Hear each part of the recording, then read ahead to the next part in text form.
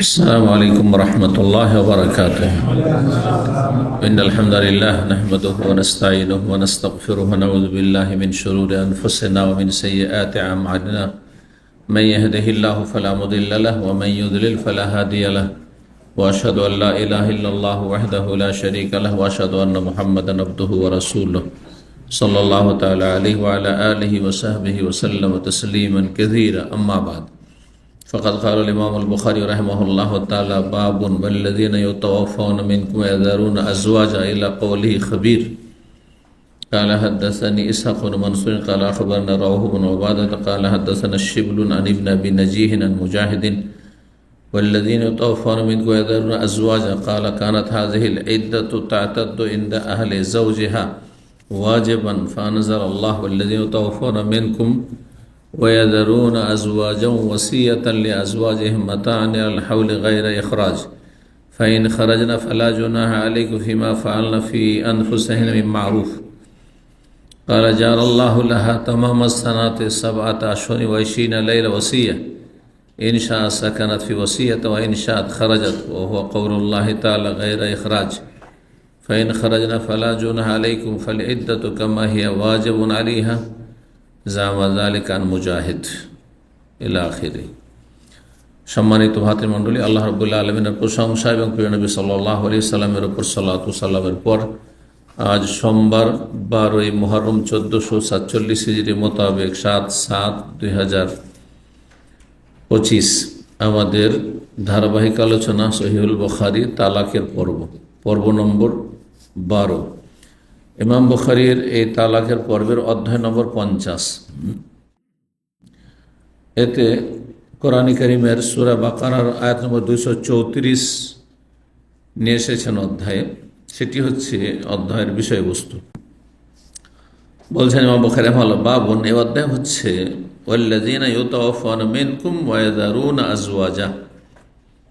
এই আয়াতের মর্ম সম্পর্কে,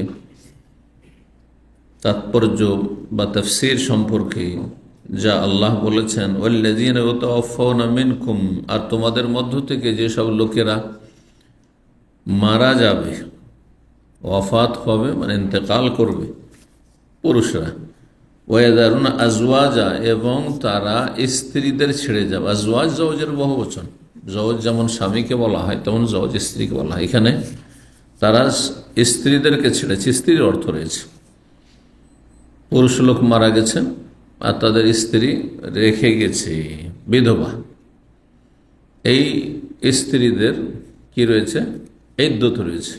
ইদ্দত ইয়াতারাব্বাসনা বিআনফুসিহিন্না 4 আশহুর ওয়া আশরা। আল্লাহ বলছেন 234 নম্বর আয়াতে যে তারা, মানে ওইসব বিধবা নারীরা যাদের স্বামী দুনিয়া থেকে বিদায় নিয়েছেন, তারা নিজেদের ক্ষেত্রে অপেক্ষা করবে, মানে ইদ্দত কাটাবে, বিয়ে বসতে পারবে না, অপেক্ষা করবে 4 মাস 10 দিন। 4 আশহুর ও আশারা, 4 মাস 10 দিন।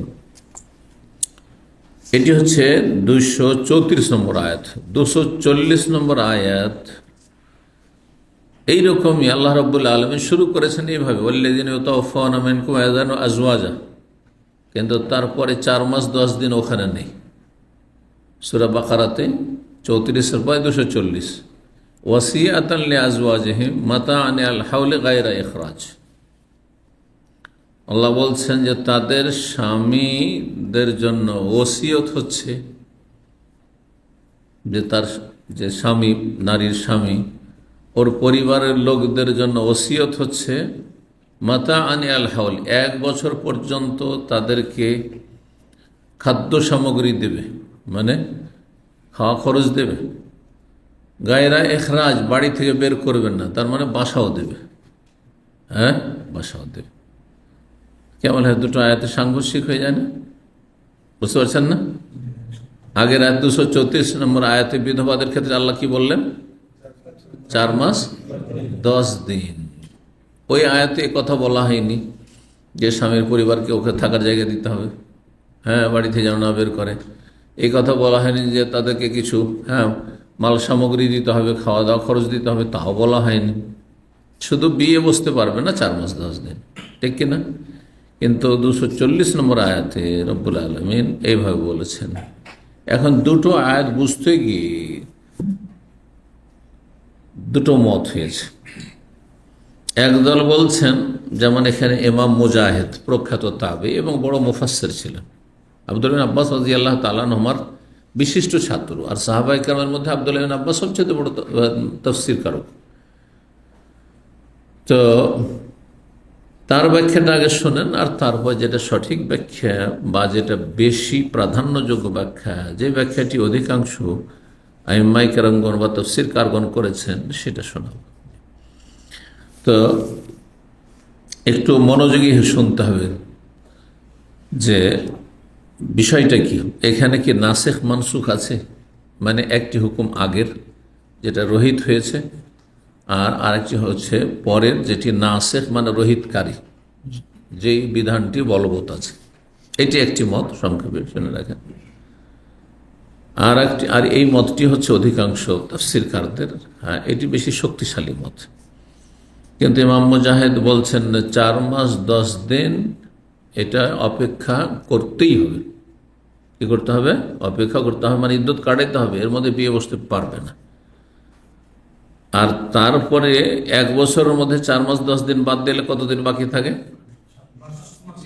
মাশাআল্লাহ, 7 মাস 20 দিন। এই 7 মাস 20 দিন সম্পর্কে 240 নম্বর আয়াত, ওসিয়াতান লিআজওয়াজিহিম, তাদের স্বামীদের পক্ষ থেকে ওসিয়ত হবে তার পরিবারকে, যে আমি মারা গেলে আমার স্ত্রী যাতে করে কি করে, তো মাতানে আল হাওল 1 বছর থাকতে দেবে, খরচ খরচা দেবে, খাওয়া দাওয়া দেবে, আর গায়ের এখরাজ বাড়ি থেকে বের করবে না। বুঝছেন? তাহলে তারা নাসেখ মানসুখ বলছে না, বলছে সমন্বয়। যদি এটা থাকে শ্বশুর বাড়িতে, মহিলা যে স্বামী মারা গেছে কিন্তু শ্বশুর বাড়িতে 4 মাস 10 দিন পরেও থাকবো, যদি ইদ্যুৎ পার হয়ে গেছে, আর সেখানে আমি আরও 7 মাস 20 দিন থাকবো, তাহলে থাকতে দেবে, আর থাকলে খাওয়া দাওয়া তাদের দেবে, ভরণ পোষণ দেবে। কথা এটি হচ্ছে মুজাহিদের, ইমাম মুজাহিদের মত। দেখেন এখানে 5340 নম্বর হাদিস। হাদিস কিন্তু রাসূলুল্লাহ হাদিস নয়, বরং সাহাবীর হাদিস নয়। রাসূলুল্লাহ সাল্লাল্লাহু আলাইহি ওয়াসাল্লামের হাদিসকে মরফু বলা হয়, মরফু হাদিস। কথা কাজ অনুমোদন, সাহাবীদের কথা কাজ যেটাকে মওকুফ বলা হয়। সাহাবী নয়, মুজাহিদ তাবেই, তার উক্তি, একে মাকতু বলা হয়। মাকতু এগুলো হচ্ছে হাদিসের পরিভাষা, হাদিসের কায়দা কানুনের ক্ষেত্রে। তো 5344 নম্বর দেওয়া হয়েছে, কিন্তু এখান থেকে বুঝবেন না যে এটা রাসূলুল্লাহ সাল্লাল্লাহু আলাইহি ওয়াসাল্লাম হাদিস, বরং এটি হচ্ছে ইমাম মুজাহিদ রাহিমাহুল্লাহর মত। ইমাম বুখারী ওস্তাদ ইসহাক বিন মানসুর, তার ওস্তাদ রওহ বিন উবাদা, তার ওস্তাদ শিবল, তার ওস্তাদ ইবনে আবি নাজিহ, ইবনে আবি নাজির ওস্তাদ হচ্ছেন মুজাহিদ, প্রখ্যাত তাবি। তার থেকে বর্ণিত, ওয়াল্লাযীনা ইউতাওয়াফাউনা মিনকুম, তোমাদের মধ্যে যারা ইন্তেকাল করবে, মৃত্যুবরণ করবে, ওয়াযারুনা আজওয়াজা, স্ত্রীদেরকে ছেড়ে যাবে। কাল কানাত হাযিহিল ইদ্দাতু তা'তাদু ইনদা আহলি যাওজিহা, এই সময়কালটা ইদ্যত কাটাবে তার স্বামীর পরিবারের কাছে, তার স্বামীর পরিবারের ঘরে, মানে শ্বশুর বাড়িতে মহিলা। ওয়াজিবান, 4 মাস 10 দিন এটি হচ্ছে ওয়াজিব, 4 মাস 10 দিন এটি হচ্ছে ওয়াজিবান, মানে ফরজ। ওয়াজিব ফরজে কোনো পার্থক্য নেই। ফানজাল আল্লাহ তাআলা, আর তারপর আল্লাহ নাযিল করলেন, ওয়াল্লাযীনা ইউতাওয়াফাউনা মিনকুম, তোমাদের মধ্য থেকে যে সব পুরুষরা ইন্তেকাল করবে, ওয়াযারুনা আজওয়াজান, আর স্ত্রীদেরকে ছেড়ে দুনিয়া থেকে বিদায় নেবে, ওয়াসিয়াতান লিআজওয়াজিহিম, তাদের স্বামীদের জন্য ওসিয়ত হচ্ছে, মাতানে আল হাওলে, 1 বছর, হাওল মানে 1 বছর, হাওল মানে বছর, 1 বছর পর্যন্ত তাদেরকে মাল সামগ্রী দেবে, গায়রা ইখরাজ, এবং তাদেরকে বের করবে না, বাড়ি থেকে বের করবে না। ফাইন খারাজা না, কিন্তু নিজে থেকে যদি বেরিয়ে যায়, যে 4 মাস 10 দিন হয়ে গেছে, আমার জন্য বিয়ে বসা জায়েজ, আর ওয়াজিব কাজ হয়ে গেছে, আমি মুস্তাহাব নফল কাজ করবো না, চলে থাকবো না শ্বশুর বাড়িতে। এটি ইমাম মুজাহিদের মত ব্যাখ্যা আর কি। ফাইন খারাজ না, তারা যদি বেরিয়ে যায়, মানে বিধবা স্ত্রী যায়, ফালা জুনাহা আলাইকুম, তোমাদের কোনো গুনাহ হবে না, ফিমা ফাআলনা ফি আনফুসিহিম মারুফ, যদি তারা বৈধ পন্থায় কিছু করে, বাবার বাড়ি চলে গেল, আর তারপরে অবৈধ কোনো সম্পর্ক করলো না, আর বেহায়া বেপরদা হয়ে বাড়ালো না, মারুফ জায়েজ বৈধ কাজকর্মে থাকলো, অসুবিধা নেই। সে বাবার বাড়িতে থাক অথবা বিয়ে বসে যাক, কোনো অসুবিধা নেই। তাহলে তোমরা দায়িত্বশীল যারা পরিবারের, তাদের কোনো গুনাহ হবে না। আল্লাহ বলছেন, যার আল্লাহ আল্লাহ তাআলা 1 বছরের পূর্ণতার জন্য 7 মাস 20 দিন ওসিয়ত করেছেন। 7 মাস 20 দিন হচ্ছে ওসিয়ত। থাকতে চায় থাকতে দেবে, চলে যায় চলে যাবে, আর খাওয়া দাওয়া দেবে। হ্যাঁ, এই ওসিয়ত, এ কথা বলতে চেয়েছেন। ইনশাত সাকানাত ফি ওসিয়াতিহা, যদি চাই সে বিধবা মহিলা, তাহলে সে তার ওসিয়ত অনুযায়ী সে কি করবে, তার শ্বশুর বাড়িতে বা স্বামীর ঘরে, স্বামীর পরিবার ওখানে থাকবে। ওয়া ইনশাআত, আর যদি চাই যে আমি না চলে যাব বাবার বাড়ি, আমি বিয়ে বসে যাবো, খারাজা বেরিয়ে যেতে পারে। ওহ কওলুল্লাহ তাআলা, এটি হচ্ছে মহান আল্লাহর বাণীর তাৎপর্য, যে গায়রা ইখরাজ, বের করে দেবে না। অর্থাৎ স্বামীর পরিবারের যারা লোকজন, শ্বশুর শাশুড়ি ইত্যাদি যারা আছে, তাদেরকে বলা হচ্ছে যে বের করে দেবে না বিধবাকে। ফাইন খারাজা না, কিন্তু তারা নিজে থেকে যদি বেরিয়ে চলে যায়, ফালা জুনাহ, তোমাদের কোনো গুনাহ হবে না যে আমি শ্বশুরবাড়ি কেন থাকবো, স্বামী মারা গেছে, 4 মাস 10 দিন হয়ে গেছে, ইদ্যত পার হয়ে গেছে, বিয়ে বসবো অথবা বাবার বাড়ি থাকবো, মা বোনের সাথে থাকবো, কোনো অসুবিধা নেই। সূরা বাকারার আয়াত নম্বর 240, এখানে গায়রা ইখরাজ রয়েছে, আর 1 বছরের ওসিয়তের কথা রয়েছে। বলছেন ফাল ইদ্দাতু কামা হি ওয়াজিবুন আলাইহা, ইদ্যত যেমনটা তার উপর ফরজ, সেটা হচ্ছে 4 মাস 10 দিন, আর বাকিটা হচ্ছে ওসিয়ত। হ্যাঁ, সেটা স্বামীর পক্ষ থেকে তার স্ত্রীকে, যে আমি হয়তো বাঁচবো কি না, তো তুমি আমার বাড়িতেই তুমি থাকিও, বছর থাকিও, তোমার খাওয়া দাওয়া এখানে, ওরাকে বলে যে খাওয়া দাওয়া দেবে, থাকতে দেবে, তোমরা বের করে দেবেন। জামা যালেকা আন মুজাহিদ, এইটি ধারণা করেন বা মত পোষণ করেন। জামা মানে ধারণা করা হয়, জামা মানে বিশ্বাস করা হয়, জামা মানে মত পোষণ করা হয়। জামা শব্দটি একটু ব্যাপক অর্থ, ইয়াকিনের অর্থ ব্যবহার হয়। এমনিতে জামার প্রসিদ্ধ অর্থ হচ্ছে অনুমান ভিত্তিক কথা বলা, ধারণা করা। ধারণা মানে যাতে সন্দেহ আছে, পুরোপুরি একবারে সন্দেহমুক্ত নয়, কিন্তু নিশ্চিতের অর্থে, ইয়াকিনের অর্থ ব্যবহার হয়ে থাকে আরবি ভাষায়। তো এখানে তাহলে ইয়াকিনের অর্থ রয়েছে যে এইটি হচ্ছে ধারণা, মানে এটি হচ্ছে বিশ্বাস। এই তাফসীরের ক্ষেত্রে ইবনে আবি নাজির বর্ণনা তিনি করেছেন আন মুজাহিদ, ইমাম মুজাহিদ রাহিমাহুল্লাহ, তার ওস্তাদ। ওয়াকালা আতা, প্রখ্যাত তাবে ইমাম আতা মক্কি, মক্কায় থাকতেন তিনি।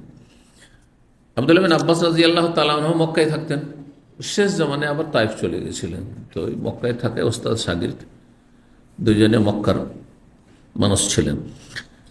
ইবনে আব্বাস থেকে বর্ণনা করে বলেন, নাসাখাত হাযিহিল আয়া ইদ্দাতাহা ইনদা আহলিহা, এই আয়াত তার ইদ্দতকে রহিত করে দিয়েছে তার পরিবারের কাছে। মানে প্রথম দিকে কি ছিল, 1 বছর ছিল। তাহলে ইমাম মুজাহিদ যেটা বলছেন সেটা নয়, নাসেখ মনসুখ বলছেন, যেটা ইঙ্গিত করলাম একটু আগে, যে নাসেখ মনসুখ, একটি আগের হুকুম আর একটি পরের হুকুম। প্রথম দিকে ছিল যে যদি কোনো মানুষ মারা যায়, তার স্ত্রী থাকে, তাহলে 1 বছর পর্যন্ত স্বামীর ঘরে থাকবে, থাকতে হইলে সেটা থাকতে দেবে, বাড়ি থেকে বের করবে না যদিও স্বামী নেই, আর তারপরে খাওয়া দাওয়া দিয়ে মাতায়ন হলে 1 বছর পর্যন্ত। বলছেন এই আয়াত মানসুখ করেছে তার ইদ্দতকে ইনদা আহলিহা, তার পরিবারের নিকট, মানে তার স্বামীর পরিবারের নিকট যে 1 বছর কথা বলেছে, ওইটি হচ্ছে মানসুখ, রোহিতকৃত। আর রোহিতকারী আয়াত হচ্ছে 4 মাস 10 দিনের আয়াত। সুতরাং 4 মাস 10 দিন পরে যেখানে ইচ্ছা সেখানে ইদ্যত পার করবে, কিন্তু 4 মাস 10 দিন ওখানে ইদ্যত পার করতে হবে যেখানে তার স্বামীর ইন্তেকালের সংবাদ পৌঁছেছে, এবং সেখানে সেই জায়গাটি নিরাপদ, এটাও শর্ত। এবং কোথাও সফরে মহিলা ছিল আর হঠাৎ তার স্বামী মারা গেছে, হ্যাঁ, শ্বশুর বাড়িতেও নেই, বাবার বাড়িতে নেই, অথবা শ্বশুর বাড়িতে নিরাপদ নয়, হ্যাঁ, জীবনটা নিরাপদ নয়, ইজ্জত আবার নিরাপদ নয়। তো যে নিরাপত্তাহীনতায় যদি ভোগে, তাহলে সেখানে থাকতে হবে না, স্থানান্তরিত হইতে পারবে, নিরাপদ স্থানে চলে যেতে পারে। তো বলছেন যে যেখানে ইচ্ছা কি করতে পারে, 4 মাস 10 দিন পুরা হয়ে গেলে থাকতে পারে। ওয়াকাউলুল্লাহ, তার মহান আল্লাহর বাণী, গায়রা ইখরাজ, বের করে দেবেন না। কালাত ইমাম আতা বলে ইনশাত, যদি চায় তাহলে এতাদত ইনদা আহলিহা, তাহলে তার শ্বশুরবাড়িতে তার স্বামীর যে পরিবার রয়েছে সেখানে ইদ্যত পার করবে। ওয়াসাকানাত ফি ওয়াসিয়াতে, সে ওসিয়ত মোতাবেক থাকবে। ওয়াইন শাআত খারাজ, আর যদি চাই যে না আমি থাকবো না, আমার বিরুদ্ধে ওয়াজিব নাই, তাহলে বেরিয়ে পড়বে। আল্লাহ বলছেন ফালা জুনাহা ফিমা ফাআলনা ফি আনফুসিহিন্না, তাদের কোনো গুনাহ হবে না তারা যদি নিজেদের ক্ষেত্রে কোনো বৈধ কোনো সিদ্ধান্ত নেই যে 4 মাস 10 দিন হয়ে গেছে সুতরাং বৈধভাবে আমি বিয়ে বসবো। জি, আল্লাহ আতা বলেন সুম্মা জাআল মিরাস, এই আয়াত নাজেল হওয়ার পর, এই যে 1 বছরের আয়াত ছিল প্রথম দিকে নাজেল হয়েছে, 1 বছর স্বামীর বাড়ি থাকা, আর 1 বছর তার খরচ খরচা দিতে হবে স্বামীর ইন্তেকালের পরে। তারপরে ধন সম্পদের ভাগ বন্টন, মিরাসের আয়াত, উত্তরাধিকারীর বিধান, মানে স্বামী মারা গেলে স্ত্রী কত পাবে, কারণ এখানে সূরা নিসা আল্লাহ বর্ণনা করেছে, তাহলে সূরা নিসার সেই আয়াত পরে নাজেল হয়েছে। সেখানে কি বলা হয়েছে? 2টো অবস্থা বলা হয়েছে স্ত্রীর। যদি স্বামীর কি থাকে, ছেলে মেয়ে সন্তান থাকে, তাহলে কত পাবে? 8 ভাগের 1 ভাগ, 2 আনা পাবে, 16 আনাই। আর যদি ছেলে মেয়ে না থাকে তাহলে 4 আনা পাবে। তারপরে মিরাসের বিধান আসলো, মানে ফারাইজের বিধান আসলো, ধন সম্পদের ভাগ বন্টন। ফান্নাসাখা সুকনা, যখন সে ফারাইজের ধন সম্পদ পেয়েই গেল স্বামীর, যে মৃত স্বামী, তখন তার বাসস্থানের বিষয়টি রহিত করে দেওয়া হয়েছে, বের করবেন না, আর থাকার কি প্রয়োজন, সে পেয়ে গেছে ধন সম্পদ যা পর। সুতরাং যেখানে ইচ্ছা সেখানে ইদ্যত পার করতে, আল্লাহ সুকুন আল্লাহ, আর বাসস্থান নেই, মানে 1 বছর ধরে তার শ্বশুরের ঘরের লোকদেরকে রাখতে হবে এমনটা নয়, যেহেতু সে জমি জায়গার ভাগ হবে। কিন্তু জমি জায়গার ভাগটা শরীয়তের বিধান হচ্ছে মানুষ মারা যাওয়ার সাথে সাথে ভাগ করার চেষ্টা করতে হবে। আমাদের সে বড় একটি নাজাইজ কাজ, কি সহি আকিদার দাবিদার আর কি ভ্রান্ত আকিদার বিদাতি সবার ঘরে। কখন মারা গেছে 20 বছর 30 বছর আগে, আপনার কেন, আপনার বাপ কেন, আপনার দাদারও জমি জায়গা ভাগ হয়, ঝামেলা লেগে আছে, আর লড়াই আর ঝগড়া আর দ্বন্দ্বের শেষে। তারপরে কত লোকের হক নষ্ট হচ্ছে, কত লোকের হক নষ্ট হচ্ছে এইভাবে। ধরেন আপনারা 5 ভাই আছেন, আর এখানে আছেন একজন, ধরেন 2 জন আছেন, আর বাকি একজন জমি জায়গাগুলো ভোগ করছে। আপনার আব্বা মারা গেছে, আপনার মা মারা গেছে, ওই একাই ভোগ করে যাচ্ছে, বছর কি বছর, যুগ যুগ ধরে ভোগ করে যাচ্ছে। আপনার ছেলেমেয়েরা বঞ্চিত হচ্ছে, সাথে সাথে ভাগ হয়ে গেলে আপনার ভাগটা আপনার ছেলেমেয়েরা পেয়ে গেল, তারা ভোগ করছে, একেবারে নাজাইজ কাজ হচ্ছে। এই জন্য মিরাস, মানুষ মারা যাওয়ার পরে ধন সম্পদের ভাগ বন্টনে বিলম্ব করা মোটেই জায়েজ নয়, নাজাইজ কাজ। এটা অবিচার, অন্যায়, অনেক লোকের সাথে অবিচার হচ্ছে। আরে ভাই, কোনো ব্যক্তি সচ্ছল, আমার প্রয়োজন নেই, আমি না হইলাম, কিন্তু আমার আরেক ভাই আছে গরিব মানুষ, তাড়াতাড়ি ভাগ না হলেও পাচ্ছে না, বুঝতে পারছেন না? জি। তারপরে মহিলা বিধবা 4 মাস 10 দিনের বিয়ে বসে যেতে পারে। এখন জমি জায়গায় ভাগ করলেন না তার স্বামীর, ও যখন বিয়ে বসে যাবে তখন ওর স্বামীর ভাই বোন তারা দিবে না, অসৎ লোক, ও বিয়ে করে নিয়েছে, কেন দেবো? অথচ বিয়ে করা তার ন্যায্য অধিকার। আর তোমার ভাইকে বিয়ে করেছিল, তার কাছ থেকে যেদিন যখন মারা তখনই তার হক সেখানে সাব্যস্ত হয়ে গেছে, ফরজ হয়ে গেছে দেওয়া। এসব মশলা না আলোচনা আছে, না আমল আছে। বেআমল মানুষ অধিকাংশ আমাদের সমাজে, কত যে অন্যায় হচ্ছে। জি, কেউ না কেউ জুলমের শিকার হচ্ছে, কেউ লুটে খাচ্ছে আর কেউ জুলমের শিকার হচ্ছে, হক নষ্ট করা হচ্ছে। কারণ 5345 নম্বর হাদিস বর্ণনা করছেন জাইনাব ইবনাতে উম্মে সালামা রাদিয়াল্লাহু তাআলা আনহা, নবী সহধর্মিনীর মেয়ে জাইনাব, আবু সালমান মেয়ে, কিন্তু এই জাইনাবের বাবা হচ্ছেন আবু সালমান। জি, তিনি বর্ণনা করছেন আর একজন সহধর্মী নবী উম্মুল মুমিনিন থেকে উম্মে হাবিবা বিনতে আবি সুফিয়ান রাদিয়াল্লাহু তাআলা আনহা থেকে, ইবনাতে আবি সুফিয়ান, যিনি হচ্ছেন আবু সুফিয়ানের কন্যা। বলছেন লম্মা জাহা নাই আবিহা, যখন উম্মে হাবিবার কাছে তার পিতার এন্তেকালের সংবাদ পৌঁছল, মৃত্যু সংবাদ, নাইয়ন মৃত্যু সংবাদকে বলা হয়। খবর মানে এমনি খবর, যে কোনো খবর হইতে পারে, সুখেরও খবর দুঃখেরও খবর হইতে পারে। আর নাইয়ন মানে মরণের খবর, কারো অসুস্থতারও না, আর কোনো সুখের আনন্দের খবর নয়, বরং মৃত্যু সংবাদকে নাই বলা হয়। যখন তার পিতার এন্তেকালের সংবাদ আসলো তখন তার 3 দিন হয়েছে। 3 দিনের দিন আর যেহেতু শোক পান করা 3 দিনের পরে জায়েজ নয়, সেজন্য তিনি সুগন্ধি নিয়ে ডাকলেন। ফামাসাহাত রাইহা, তারপরে 2 হাতে মেখে নিলেন, 2 হাতে আতর ঘষা দিয়ে 2 হাতে একটু মেখে নিলেন। ওকালা, তার বললেন, মালি বিত্তিবে মিন হাজাতিন, আমার কোনো আতর সুগন্ধির প্রয়োজনই নেই, কারণ আমার তো জীবনে বিয়ে বসা হবে না, তো বিয়ে না বসলে আবার মহিলার সাজগোজ আবার কি আছে, কার জন্য? নবী সহধর্মীদের জন্য বিয়ে হারাম ছিল, কারোর জন্য। লাউলা আন্নি সামিতুন নবী, আমি যদি নবী সাল্লাল্লাহু আলাইহি ওয়াসাল্লামের কাছে এই কথাটি না শুনতাম তাহলে আতর সুগন্ধি ব্যবহার করতাম না 3 দিন পরে। কি তিনি বলেছেন, লা ইয়াহিলু লিমরাতিন, কোন নারীর জন্য হালাল নয় যে আল্লাহর প্রতি তুমিনা বিল্লাহি ওয়াল ইয়াউমিল আখির, আল্লাহ এবং পরকালে বিশ্বাস রাখে, আনতহিদ্দা আলা মাইয়াতিন, কোন মৃত ব্যক্তির ওপর শোক পালন করবে, ফাওকা 3 দিনের অধিক, ইল্লা আলা যাওজ, তবে স্বামীর জন্য। কতদিন? 4 আশহুরি ওয়া আশরা।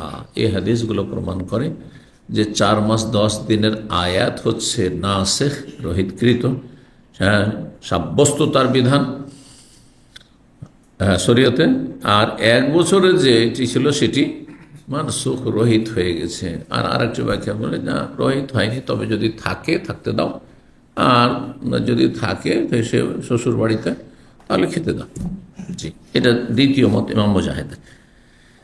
51 নম্বর অধ্যায়ে বলছেন, বাবু মাহরিল বাগি ওয়ান নিকাহিল ফাস। এই অধ্যায় হচ্ছে বেশ্যার উপার্জন সম্পর্কে। বেশ্যাবৃত্তি করে উপার্জন করা হারাম, কাবিরা গুনাহ, এবং এই রুজি হারাম। জি, সেটা বেশ্যা নাম দেন, আর সে 5 স্টার হোটেলে ভদ্রতার সাথে জেনা করাচ্ছে সেটাই নাম দেন, যাই করেন না কেন। এক কথায় জেনা, ব্যভিচারের মাধ্যমে যে উপার্জন করে এক শ্রেণীর নিকৃষ্ট নারীরা, সেই রুজি হারাম, তার জন্য হারাম। সে যদি এই ব্যবসা করে, নারী ব্যবসা অনেকে করে, যেমন দাসীদের দিয়ে জাহিলি যুগে স্বাধীন মেয়েরা জেনা করতো না, ওদেরকে দিয়ে পারতো না। তাহলে এখনকার যুগে যারা বেশ্যাবৃত্তি করে বা এই বেশ্যাখানার যারা বিজনেস করে বা জেনার মাধ্যমে ইনকাম উপার্জন করে, তাদের চাইতে মক্কার কাফেররা ভালো ছিল। কেন? ভালো করে বুঝার বিষয়টি। মক্কার কাফেররা স্বাধীন নারীদেরকে দিয়ে বেশ্যাবৃত্তি করাইতো না। দাসী আছে যাদের পণ্যের মতো কেনা বেচা হয়, কিন্তু দাসীকে দিয়ে বেশ্যাবৃত্তি করাইতো আর উপার্জন করত। আর এখন স্বাধীন মেয়েদের, বরং কলেজ ইউনিভার্সিটির বড় বড় ধনী পরিবারের সচ্ছল পরিবারের মেয়েরা যাচ্ছে 5 স্টার হোটেলে গিয়ে আয় উপার্জন করছে, বিলাসিতার জীবনযাপনের জন্য বাবা যা খরচ দেয়, পরিবার যা খরচ তার চাইতে বেশি খরচ করে সেই জন্য করছে। নিশ্চয় আপনারা জানেন। এক শ্রেণীর, আল্লাহ হেফাজত করুন, আল্লাহর কাছে আফিয়াত তলব করুন। এই জন্য সহশিক্ষা নারীদের লজ্জা যে উত্তম পোশাক, লজ্জা যে ইমান, এই লজ্জাকে ছিনিয়ে নেয়, হরণ করে নেয়। সহশিক্ষা এই জন্যই হারাম। মহিলাদের জন্য অবশ্যই হারাম, মেয়েদের জন্য। পুরুষদের যেহেতু পেটের গরজ আছে, রোজগার করতে হবে, সেই ক্ষেত্রে হয়তো অবস্থা বুঝে ফতোয়া দিতে হবে। আর যদি উত্তম বিকল্প না থাকে তো করার কিছু নেই, নয় যে মূর্খ থেকে যাবেন। সেই জন্য সমস্ত কলেজ ইউনিভার্সিটি শিক্ষাঙ্গন যদি সব জায়গায় সহশিক্ষা এডুকেশন হয়, তাহলে করবেনটা কি? লেখাপড়াতে করাইতে হবে। কিন্তু মেয়েদের কোনো প্রয়োজন নেই। মেয়েদেরকে আল্লাহ রোজগারের জন্য পয়দা করেননি যে আপনার মেয়েকে ইউনিভার্সিটি থেকে পড়াইতে হবে, ডাক্তারি পড়াইতে হবে। ওই সহশিক্ষা যেহেতু কী করবো, সহশিক্ষা ছাড়া ডাক্তার হতে পারেন না। আর ডাক্তার অসৎ লোকদের পরিবারের মেয়েরা আছে, যারা পাপকে পাপ মনে করে না, ওদের মেয়েরা ডাক্তারি করে মুসলিম সমাজের যথেষ্ট আছে। শেখ সালেহুল ফৌজান হাফেজাহুল্লাহ তাআলা এই উত্তর দিয়েছেন। কিছু লোকেরা বললো যে এখন সহশিক্ষা ছাড়া মেডিকেল পড়াশোনা হয় না, তো কি করব? আমাদের মেয়েদের পড়াবো না, ফার্জে কিফায়া আদায় করবো না? বলছে এই ফার্জে কিফায়া আদায় করার জন্য যারা যেসব পরিবারগুলো ফাসেক পরিবার, তাদের মেয়েরা যথেষ্ট। উত্তরটা বুঝতে পারলেন তো? জরুরি না যে আপনার মতো একটা ধার্মিক মানুষ, আল্লাহ ভীরু মানুষ আপনার মেয়েকে দিয়ে ফার্জে কিফায়া আদায় করতাম, জরুরি নয়। মুসলিম মহিলা ডাক্তার প্রয়োজন, লক্ষ লক্ষ আছে। মুসলিম মহিলা আলেমা নেই, এইটার অভাব আছে, এটা মানে ভালো আলেমা কোথায় আছে? বুখারি পড়ার তো একটা গোটা দেশ খুঁজে দেখেন যে একটা মেয়ে ভালো করে বুখারি পড়াইতে পারবে, অসম্ভব কথা। তার ভালো আলেমার প্রয়োজন রয়েছে, ভালো ফাকিহার প্রয়োজন রয়েছে, ভালো মুফতিয়ার প্রয়োজন রয়েছে। মহিলাদের মাসাইলগুলি কেন পুরুষরা ফতোয়া দেবে? মহিলাকে বিজ্ঞ মহিলা ফতোয়া দেবে, তাই না? এগুলোর বেশি প্রয়োজন রয়েছে। আর এটা কাজ দিবে দুনিয়া আখেরাতে, সদকা জারিয়া হবে আপনার জন্য। আর পাপের বোঝা হবে আপনার, আপনার মেয়ের চরিত্র নষ্ট হবে, সে ফেতনায় পড়বে বা তাকে ফেতনায় ফেলা হবে। বাবু মাহরিল বাগি, এই অধ্যায় হচ্ছে বেশ্যার উপার্জন সম্পর্কে, ওয়ান্নেকাহিল ফাসিদ আর বাতিল অবৈধ বিবাহ সম্পর্কে। ফাসিদ যেসব বিবাহগুলো হচ্ছে অবৈধ বিবাহ, এই যে মেয়ে উদা হয়ে গেল বাবার বাড়ি থেকে, কলেজ ইউনিভার্সিটি স্কুল থেকে উদা হয়ে গেল আর কোর্ট ম্যারেজ করে নিল, এগুলো হচ্ছে নেকায় ফাসিদ, জি, বাতিল বিবাহ।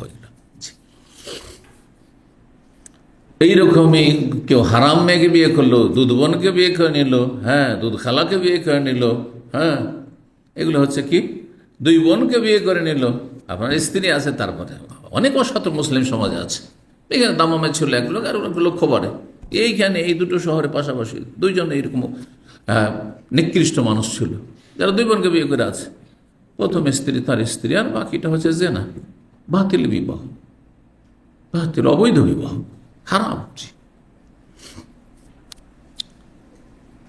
আল্লাহ লানত এদের উপর রয়েছে যারা হারাম এরকম জীবনযাপন করছে। কারণ হাসান, ইমাম হাসান বসরি রাহিমাহুল্লাহ বলে, এজা তাজাওয়াজা মুহাররামাতান, কোন পুরুষ যদি এমন কোন নারীকে বিয়ে করে যাকে বিয়ে করা হারাম, খালাকে, ফুফুকে, দুধ বোনকে, যেগুলো হারাম আর কি, অহুয়ালাই আসর, না জেনেও তো হইতে পারে, অনেক সময় না জেনে হইতে পারে। অনেকে অভাবের ধারণায় হ্যাঁ কি করেছে, মেয়েকে কাউকে দিয়ে দিয়েছে, আর তারপরে কোথায় চলে গেছে নিখোঁজ। আর একটা ছেলে ছিল, তারপরে কোথাও গিয়ে এমন একটা সময় হয়েছে যে এই ভাই বোনে বিয়ে হচ্ছে। ভারতের বিহারে এরকম ঘটনা ঘটেছে। একেবারে গরিব পরিবারের ছিল, আউযুবিল্লাহ, আল্লাহ হেফাজত করুন। একেবারে গরিব পরিবারের ছিল, অভাবী মা, বিধবা ছিল, স্বামী হয়তো ছিল না। তারপরে ছেলে মেয়েকে লালন পালন করতে পারে না, তখন কেউ চেয়েছে, মেয়ে দিয়ে দিয়েছে। ছেলেটা ওই চাকর নকর খাটতে বোম্বাই চলে গেছে। বোম্বাই গিয়ে একই মহল্লাতে ওই যেখানে ওই মেয়েটা ছিল সেখানে, ওখানে ভাগ্যচক্রে মেয়েও পৌঁছে আছে। ওর মেয়েটা জানে না, ভাই বোনকে চেনে, ছোটোকালেই বিচ্ছিন্ন হয়েছে, একেবারে যখন ছোট ছিল, শিশু ছিল। আর তারপরে বড় হয়ে ওই গ্রাম মহল্লার লোকেরা বললো যে এই মেয়েটাও তো বিদেশি আর এটাও বিদেশি, তো বিয়ে দিয়ে দিই। আউযুবিল্লাহ, বিয়ে হয়েও গেল। আর হয়ে যাওয়ার বাসর রাতে সারা রাত গল্প চলছে। হ্যাঁ, তোমার বাড়ি কোথায় ছিল? বলছে আমারও শুনেছি আমার বাড়ি বিহারে ছিল, তোমার বাড়ি বিহারে। তো এই করতে করতে কোথায় ছিল, এই ছিল। হ্যাঁ, তারপরে ভাইয়ের অথবা বোনের শরীরে কোন একটা দাগ ছিল, সেই চিহ্নটি দেখে বুঝতে পেরেছি এটা আমার ভাই আর বোন। আল্লাহু আকবার, ইন্না লিল্লাহি ওয়া ইন্না ইলাইহি রাজিউন। চিন্তা করেন, নাসারুল্লাহ সালামাত ওয়াল আফিয়া। কোন ব্যক্তি যদি হারাম মেয়েকে বিয়ে করে, যাকে বিয়ে করা হারাম, ওহু আল্লাহ আসর, কিন্তু সে টের পায়নি, বুঝতে পারিনি, হইতে ফুররেকা বাইনাহুমা, জানতে পারলেন পরে, তাহলে দুইজনের মাঝে বিবাহ বিচ্ছেদ ঘটানো ফরজ।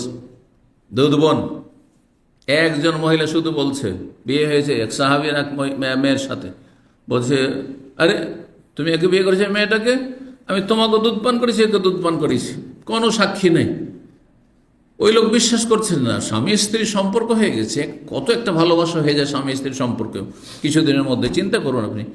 আর তারপরে তখন রাসূলুল্লাহর কাছে ওই সাহাবী আসছেন, এসে বলছে ইয়া রাসূলুল্লাহ, এক মহিলা এসে বলছে চিনি না জানি না, বলছে আমি তোমাকে দুধ পান করেছি, তোমার স্ত্রীকে দুধ পান করেছি, এখন করবো কি?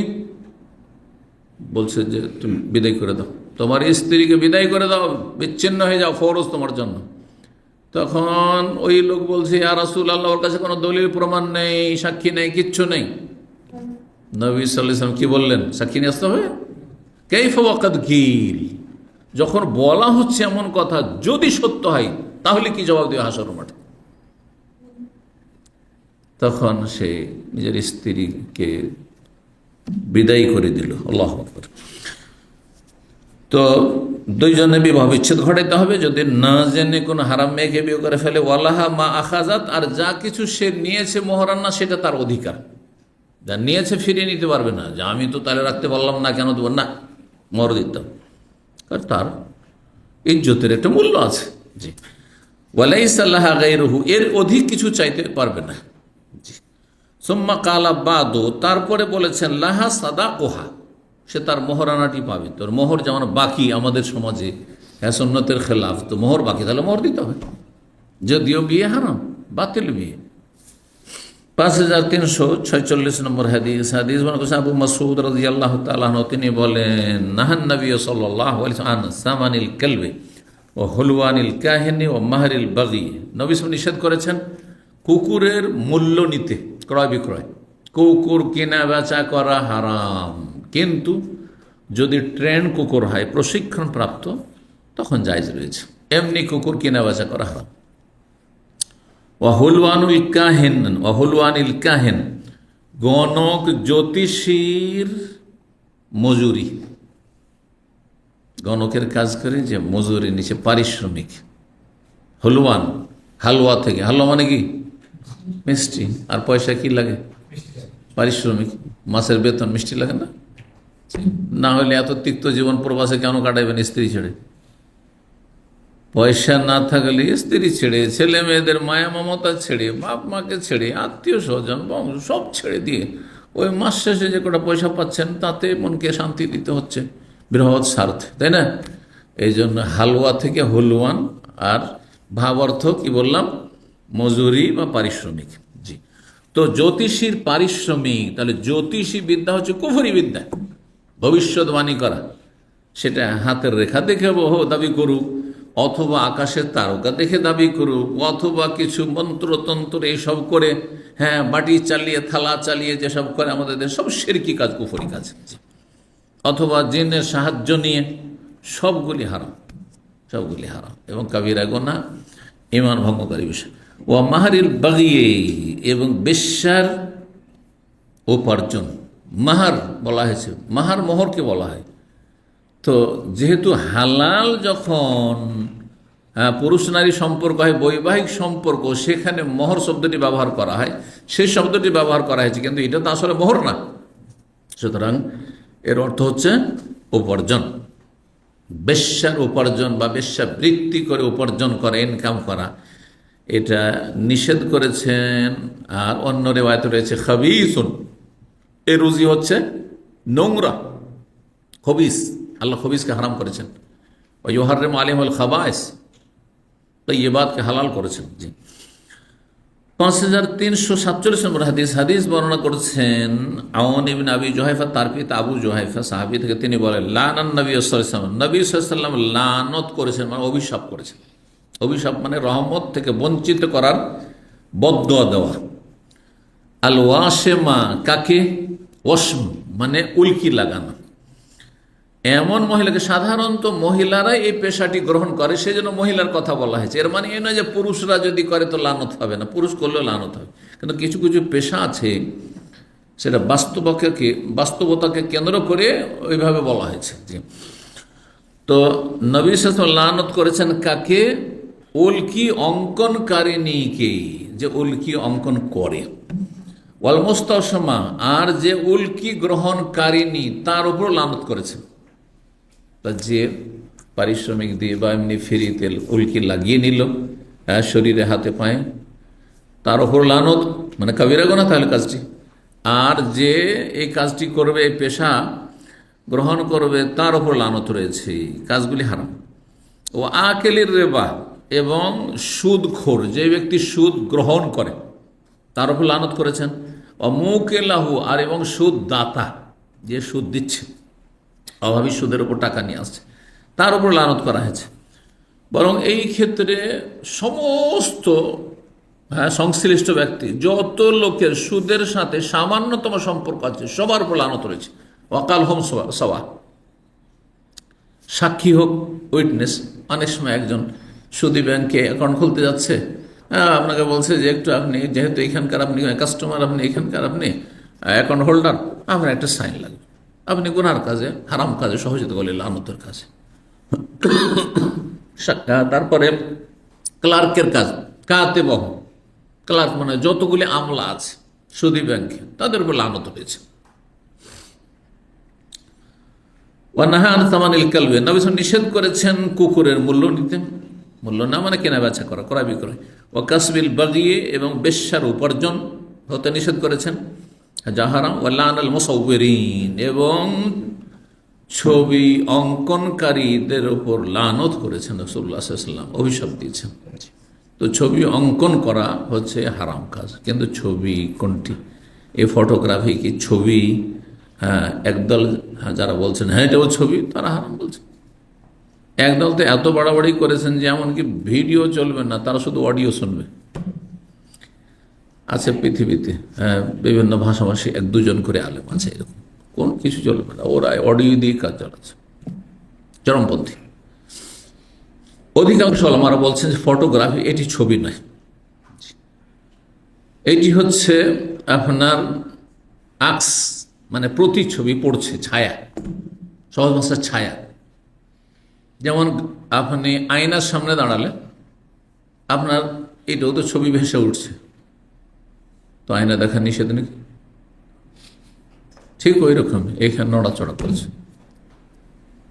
কিন্তু ওলামারা বলেছেন যে তাতে যদি উপকারিতা থাকে, মাসলেহাত থাকে, ফায়দা থাকে, তাহলে করে, বিনা কাজে নাই, স্মৃতির জন্য রেখে দিলাম, হ্যাঁ সংরক্ষণ করে রাখলাম, এগুলো থেকে বেঁচে থাকা উচিত।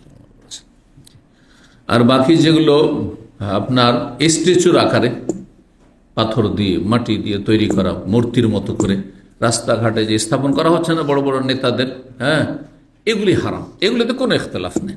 যেগুলি যারা করেছে, ছবি অঙ্কন করেছে, স্থাপন করেছে, এর পারমিশন দিয়েছে, সবার উপর লানত রয়েছে, সবার উপর লানত রয়েছে।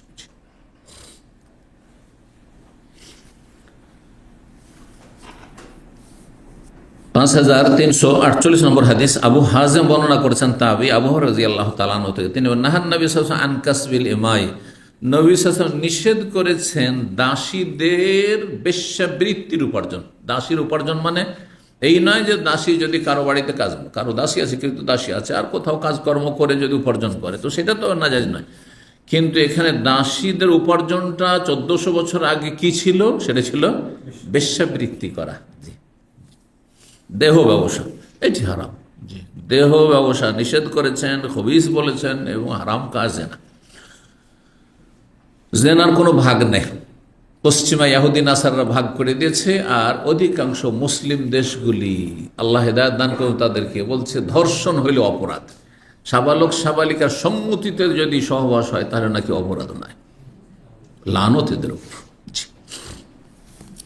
52 নম্বর অধ্যায় বলছেন বাবুল মাহর লিল মাদখুলি আলাইহা ওয়া কাইফা দুখুলু আও তাল্লাকাহা ক্বাবলা দুখুলি ওয়াল মাসিসি। এই অধ্যায় হচ্ছে নির্জনা বাস যার সাথে হয়েছে, নির্জনা বাস বুঝেন, মানে স্বামী স্ত্রীতে নির্জনতা হয়েছে, এতটুকু সময় ধরে নির্জনতা যাতে সহবাস করলে সহবাস করা সম্ভব হইত, এটাকে বলা হয় খালুয়া, নির্জনতা। মাদখুল বেহা মানে যাকে নিয়ে প্রবেশ করেছে বাসর রাতে, অথবা নির্জনা বাস করেছে। মোহর কার? যার সাথে নির্জনা বাস হয়েছে। ওয়াকাইফা দুখুল, কিভাবে নির্জনা বাস হয়? নির্জনা বাস অর্জনে যেমনটা বললাম, ওলামারা বলেছেন যে এতটুকু সময়, যেটুকু সময় স্বামী স্ত্রী শারীরিক মিলন হতে পারে। আওতাল্লাকাহা, কেউ যদি তালাক দিয়ে দেয় স্ত্রীকে, কাবলা দখুল মাসিস, দখুল মানে নির্জনাবাস, স্ত্রীর ঘরে প্রবেশ করা মানে স্ত্রীকে নিয়ে নির্জনাবাস, আর ওয়াল মাসিস মানে স্পর্শ করা মানে শারীরিক সম্পর্ক, সহবাস করা। সহবাস করা অথবা নির্জনতা কোনটাকে বলা যায়? কেউ যদি 5-10 সেকেন্ডের জন্য, 1 মিনিটের জন্য শুধু ঘরে ঢুকেছে, স্ত্রী ছিল আর বেরিয়ে গেছে, তো এইটা তো আর সহবাসের সময় নেই, এটা নির্জনাবাস নেই। কিন্তু 5 মিনিট যদি সময় পেয়ে থাকে, 10 মিনিট সময় পেয়ে থাকে, সেখানে আর কেউ ছিল না, এবং সেই জায়গাতে তারা এমন নিরাপদ স্থানে ছিল যেখানে সহবাস হওয়া স্বাভাবিক, তাহলে এটা ওই রকমই যে তার পূর্ণ মোহরের অধিকার হয়েছে। 5349 নম্বর হাদিস। হাদিস বর্ণনা করেছেন প্রখ্যাত তাবী সাঈদ ইবনে জুবাইর রাহিমাহুল্লাহ তাআলা। তিনি বলেন, কুলতু লিবনে ওমর, আমি আব্দুল্লাহ ইবনে ওমর রাদিয়াল্লাহু তাআলা বললাম, রাজুলুন কাযাফা ইমরাতাহু, জনৈক ব্যক্তি তার স্ত্রীকে ব্যভিচারের মিথ্যা অপবাদ দিয়েছে বা অপবাদ দিয়েছে। মিথ্যা হইতে পারে, সত্য হইতে পারে। কাযাফা মানে অপবাদ দেওয়া, অপবাদ দিয়েছে। ফাকালা, তখন তিনি বললেন, ফতুয়া জিজ্ঞাসা করা হলো। তার নবী সাল্লাল্লাহু আলাইহি ওয়াসাল্লাম ইন্তেকালের পরে আব্দুল্লাহ বিন ওমরের কাছে জিজ্ঞাসা করা হচ্ছে যে একজন ব্যক্তি তার স্ত্রীকে কি করেছে?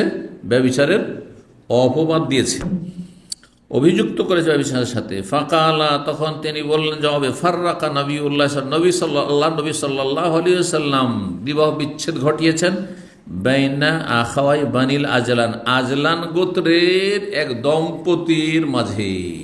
আখাওয়াই দুই ভাই, তো দুই ভাইয়ের মাঝখানে তো স্বামী স্ত্রীর সম্পর্ক নাই। তো এখানে কি করা হয়েছে, এটাকে বলা হয় আরবিতে তাগলিব। একদিকে পুরুষ আর একদিকে নারী। এখানে পুরুষকে প্রাধান্য দিয়ে আখাওয়াই দুই ভাই বলা হয়েছে। জি, যেমন আরবরা চাঁদ আর সূর্যকে কামরাইন বলে, দুই চন্দ্র, একটাকে আরেকটার উপর কি করেছে? প্রাধান্য দিয়েছে। তো এরকমই আজলান গোত্রের, আজনার বংশের এক দম্পতির মাঝে নবী সাল্লাল্লাহু আলাইহি ওয়াসাল্লাম কি করেছিলেন? বিবাহ বিচ্ছেদ ঘটিয়েছিলেন। কিসের মাধ্যমে? লিআনের মাধ্যমে। বিস্তারিত একটি পর্বে আলোচনা হয়েছে লিআনের। ওয়াকাল, এবং তাদেরকে বলেছিলেন নবী সাল্লাল্লাহু আলাইহি ওয়াসাল্লাম তওবার দাওয়াত দিয়ে, আল্লাহ ইয়ালাম, আল্লাহ ভালোই জানেন যে আন্না আহাদাকুম, তোমাদের দুইজনের একজন মিথ্যাবাদী। ফাহাল মিনকুম আত-তাইব, তোমাদের কেউ তওবা করবে কি? ফাআবায়া, উভয় অস্বীকার করেছিল। বলছেন না আমি ঠিক বলছি, বলছেন না আমি পাক পবিত্র আছি, সে মিথ্যা বলছে। তো ফাকালা, আবার বললেন নবী সাল্লাল্লাহু আলাইহি ওয়াসাল্লাম, আল্লাহু ইয়ালাম আন্না আহাদাকুম কাযিব, আল্লাহ সঠিক বিষয়টি জানছেন যে তোমাদের দুইজনের একজন কি? মিথ্যাবাদী। ফাহাল মিনকুম আত-তাইব, তোমাদের কেউ একজন তওবা করবে? ফাআবায়া, আবার অস্বীকার করলো দুজনই। ফাফাররাকা বাইনাহুম, তিনবার করে যখন এমনটা হইল, এখানে সংক্ষেপ করা হয়েছে, তখন নবী সাল্লাল্লাহু আলাইহি ওয়াসাল্লাম তাদের মাঝে বিবাহ বিচ্ছেদ ঘটিয়ে দিলেন। মানে লিআনের সাথে সাথে বিবাহ বিচ্ছেদ, আলাদা করে বিবাহ বিচ্ছেদের জন্য তালাকের কোনো প্রয়োজন হয় না। তারপরে আইয়ুব বলছেন, ফাকালি আমর ইবনে দিনার, আমর ইবনে দিনার আমাকে বললেন, ফিল হাদিসে শাইউন লা আরাকা তুহাদ্দিসু, হাদিসে একটু কথা আছে যেটা আপনি কিন্তু বর্ণনা করছেন না, দেখছি যে আপনি বর্ণনা করছেন না।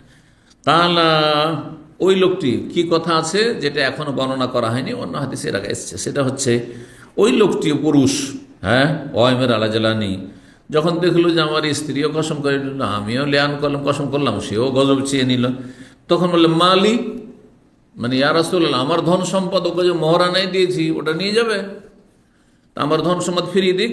তার লা মাল আল্লাহকা, ধন সম্পদ ফিরিয়ে পাবে না, কারণ তার সাথে তো নির্জনাবাস হয়েছে, মানে সহবাস হয়েছে। ইনকুনতা সাদিকা, তুমি যদি সত্যবাদী হও যে আসলে তোমার স্ত্রী ব্যভিচারে লিপ্ত হয়েছে, ফাকাদ দাখালতা বিহা, তাহলে মোহরানা এই জন্য সে পাবে যে তাকে নিয়ে তুমি নির্জনাবাস করেছো, সহবাস করেছো, তার সাথে বাসর করেছো। ওয়াইন কুনতা কাযিবান, আর তুমি যদি মিথ্যাবাদী হও, তাহলে এক তো কত বড় অপরাধ যে একজন সতী সাধ্যের ওপর তুমি কি করলে? মিথ্যা অপবাদ দিলে, আর তারপর আবার মোহর চাইতে এসছো, এটা হইতেই পারে না। ওয়াইন কুনতা কাযিবান, তুমি যদি মিথ্যাবাদী হও, ফাহুয়া আবআদু মিনকা, তাহলে এই অধিকার, মোহর ফিরিয়ে নেওয়ার অধিকার তোমার চাইতে অনেক দূরে। এটা হইতেই পারে না তোমার জন্য। 53 নম্বর অধ্যায় বলছে, বাবুল মুতআতি লিল্লাতি লাম ইউফরাজ লাহা লিকাউলিহি তাআলা লা জুনাহা আলাইকুম ইন তাল্লাকতুন নিসা মা লাম তামাসসুহুন্না ওয়া তাফরিদু লাহুন্না ফরিদা। বলছেন এই অধ্যায় হচ্ছে উপহার সামগ্রী দেওয়া সম্পর্কে। মুতআ মানে কিছু মাল সামগ্রী দিয়ে দেওয়া। যখন বিদায় করছেন স্ত্রীকে, তখন ভালোভাবে বিদায় করার একটা দিক হচ্ছে তালাক দিয়ে বিদায় করলেন যে কিছু মাল সামগ্রী দিয়ে দেন, উপঢৌকন দিয়ে দেন, হাদিয়া তোহফা দিয়ে দেন, যাতে করে যে আক্রোশ, শত্রুতা, বিদ্বেষ উভয়ের মাঝে হয়ে গেছে সেটা ঠান্ডা পড়ে যায়, ঠান্ডা পড়ে খানিকটা। বিশেষ করে এমন মহিলার ক্ষেত্রে কোরআনের বিধান রয়েছে যার মোহর নির্ধারণ করা হয়নি, তাহলে মোহর নির্ধারণ না করেও বিয়ে জায়েজ আছে, কিন্তু মোহর দিতে হবে, মাহরে মেসেল দিতে হবে, মাহরে মেসেল দিতে হবে যদি সহবাস হয়ে থাকে। কিন্তু সহবাস হয়নি, দেখা সাক্ষাৎ হয়নি, আর তার মোহরও নির্ধারণ হয়নি, তো সেই ক্ষেত্রে বলছেন যে তাকে কিছু কি দিয়ে দাও, মাল সামগ্রী দিয়ে দাও, উপহার সামগ্রী। তো বলছেন বাবুল মুতাআতে, এই অধ্যায় হচ্ছে মাল সামগ্রী বা উপহার সামগ্রী দেওয়া সম্পর্কে এমন নারীকে লাম ইউফরাজ লাহার, যার জন্য মোহর নির্ধারিত করা হয়নি। যেহেতু মহান আল্লাহ এই আয়াতে সূরা বাকারা 236 আর 237 বলে লা জুনাহা আলাইকুম, তোমাদের কোনো গুনাহ হবে না হে পুরুষরা, ইন তাল্লাকতুমুন নিসা, তোমরা যদি নারীদেরকে তালাক দাও, মালাম তামাসসুহুন্না, স্পর্শ না করে, মানে সহবাস না করে কেউ যদি তালাক দিয়ে দেয়, চললো না, আগে থেকে চললো না, হয়তো এমন কিছু পরিস্থিতি হয়ে গেল, জায়েজ আছে তালাক দাও, তাহলে কিন্তু তালাক দাও কখনো প্রশংসনীয় না, অগতির জায়েজ, অগতির জায়েজ। আও তাফরিজুল লাহুন্না ফারিজা, তাদের জন্য মোহর হয়তো নির্ধারণ করনি, মালা তামাসসুন্না আও তাফরিজুন্না, মানে তা নির্ধারণ করনি। তাতেও রয়েছে মাতান বিল মারুফে হাক্কান আলাল মুত্তাকিন, মাতান বিল মারুফ, সদ আচরণের সাথে তাকে কিছু ভোগের সামগ্রী মানে মাল সামগ্রী দিয়ে দেবে, উপহার সামগ্রী দিয়ে দেবে। আর এই আয়াতে 241 242 রয়েছে ওয়ালিল মুতাল্লাকাত মাতাউম বিল মারুফে হাক্কান আলাল মুত্তাকিন, তালাকপ্রাপ্তা নারীর জন্য সদ আচরণের সাথে তার জন্য কিছু উপহার সামগ্রী রয়েছে, মানে দেওয়া কর্তব্য। তালাক যখন দিয়ে দিচ্ছেন কিছু উপহার সামগ্রী দিয়ে দেন, টাকা পয়সা দেন, কোনো কিছু দেন, গয়নায় দিয়ে দেন, আরও কিছু দিয়ে দেন। হাক্কান আল মুত্তাকিন, এটি আল্লাহ ভীরুদের ওপর এটি ন্যায্য অধিকার। যারা আল্লাহকে ভয় করবে, ঠিক আছে সম্পর্ক চলল না, দাম্পত্য জীবনের গাড়ি চালাতে পারলাম না, কিন্তু কথা হচ্ছে তার মানে এই নয় যে তার সাথে সারা জীবনে একটা আক্রোশ থাকবে, শত্রুতা থাকবে। এতে বড় বড় ফিতনা ফাসাদ সৃষ্টি হয়ে যেতে পারে। অনেক সময় তালাকের পরেও খুনের ঘটনা ঘটে যাচ্ছে, কিসের জন্য? শত্রুতার কারণে। কিন্তু যদি ভালো আচরণের সাথে তালাক হয়, তাহলে দেখবে যে সম্পর্ক একসময় স্বাভাবিক হয়ে যেতে পারে। অনেক পরিবারে এমন হয়েছে যে তালাক হয়ে গেছে, কিন্তু এখন সম্পর্ক স্বাভাবিক, সম্পর্ক স্বাভাবিক। ভালো আখলাক দিয়ে আপনি মানুষের অন্তর জয় করতে পারেন। কিছু উপহার দিয়ে, মাঝে মাঝে উপহার দিতে থাকলেন, অথবা যে প্রথমখানি দিয়ে দিলেন। বলছেন ওয়ালাম ইয়াজকুরিন নবী সাসফিল মুলাইনাতে মুতআতান হিনা তাল্লাকা যাওজুহা, লিআনকারিনী মহিলার ক্ষেত্রে নবী সাল্লাল্লাহু আলাইহি ওয়াসাল্লাম কোন উপহার সামগ্রীর কথা উল্লেখ করেননি যখন তার স্বামী তাকে নিজে থেকে তালাক দিয়ে বসেছিল।